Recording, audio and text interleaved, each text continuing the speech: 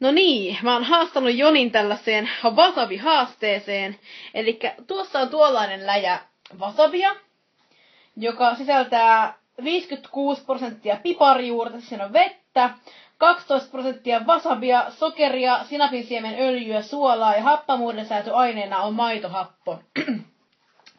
Ja mä lupasin sille 20 €, mikäli näin tapahtuu. Eli hän ottaa lusikalla wasabin ja ottaa sen suuhunsa, pitää sitä 10 sekuntia suussaan. Ja sen jälkeen, kun on nielassa sen 10 sekunnin jälkeen, niin 20 sekuntia odottaa. Ja 20 sekunnin jälkeen hän saa syödä tuota jäätelöä tuosta. Ja mikäli hän sylkäisee wasabin pois tai oksentaa missään vaiheessa tai muuten tehtävä epäonnistuu, niin hän ei saa 20 €. Mutta nyt katsotaan, miten Jonin käy. Ja aika alkaa nyt.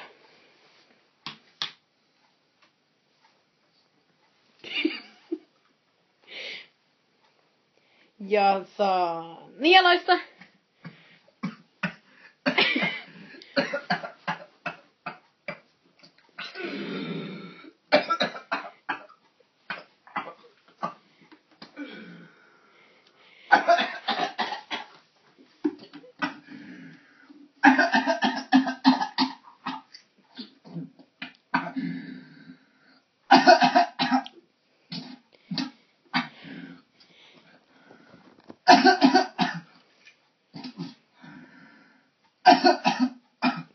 Ei saanut Joni 20 €.